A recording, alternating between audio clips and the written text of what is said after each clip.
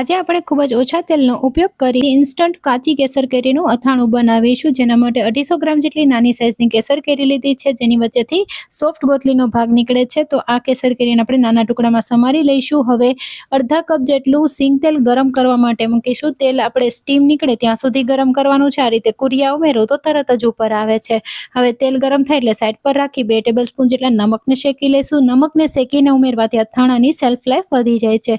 હવે અહીં 6 ટેબલસ્પૂન જેટલા રાઈના કુરિયાને પલ્સ મોડમાં રાખી દરદરા પીસી લઈશું. એ જ રીતે આપણે મેથીના 2 ટેબલસ્પૂન જેટલા કુરિયા પીસી લઈશું. સાથે 2 ટેબલસ્પૂન જેટલી વરિયાળીને પણ દરદરી પીસી લઈશું. હવે લેયર બાય લેયર આ રીતે મોટા બાઉલમાં ગોઠવી દઈશું અને વચ્ચે આપણે આ રીતે 1 ટેબલસ્પૂન જેટલી હિંગ ઉમેરીશું. અને હવે જે ગરમ કરેલું તેલ છે, હુંફાળું ગરમ હોય ત્યારે જ આપણે હિંગ ઉપર 6 ટેબલસ્પૂન જેટલું તેલ ઉમેરીશું. તેલ વધારે ગરમ હશે તો આપણું અથાણું ચીકણું થઈ જશે, એટલે તેલનું ટેમ્પરેચર મેન્ટેન રાખવું ખૂબ જરૂરી છે. હવે તરત જ આપણે ઢાંકી અને 2 મિનિટ રહેવા દઈશું. ત્યારબાદ આપણે એની ઉપર 1 ટેબલસ્પૂન જેટલો હળદર પાવડર, શેકેલું નમક અને 1 ટેબલસ્પૂન જેટલા કાળા મરી ઉમેરીશું. કાળા મરી ઉમેરવાથી આપણું અથાણામાં ફૂગ કે ફંગસ બિલકુલ નહીં વળે અને અથાણું લાંબા સમય સુધી સારું રહે છે. હવે આપણે એની અંદર 6 ટેબલસ્પૂન જેટલું કશ્મીરી લાલ મરચું ઉમેરીશું. કશ્મીરી લાલ મરચું ઉમેરવાથી અથાણાનો કલર પણ સરસ આવશે અને અથાણું વધારે તીખું પણ નહીં બને. મરચું પાવડર સારી રીતે મિક્સ કર્યા બાદ આપણે કેરીના ટુકડાઓને ઉમેરી સારી રીતે મિક્સ કરી લઈશું. એકદમ સરસ રીતે મિક્સ થઈ જાય ત્યારબાદ આપણે એની અંદર ફરીથી જે તેલ છે એમાંથી 4 ટેબલસ્પૂન જેટલું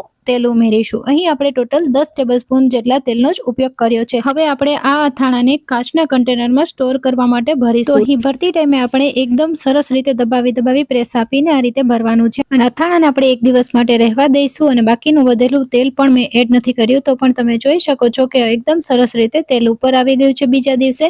તો તમે પણ આ રીતે ઇન્સ્ટન્ટ અથાણું જરૂરથી બનાવજો અને વિડીયોને લાઇક કરી ચેનલને સબસ્ક્રાઈબ કરજો.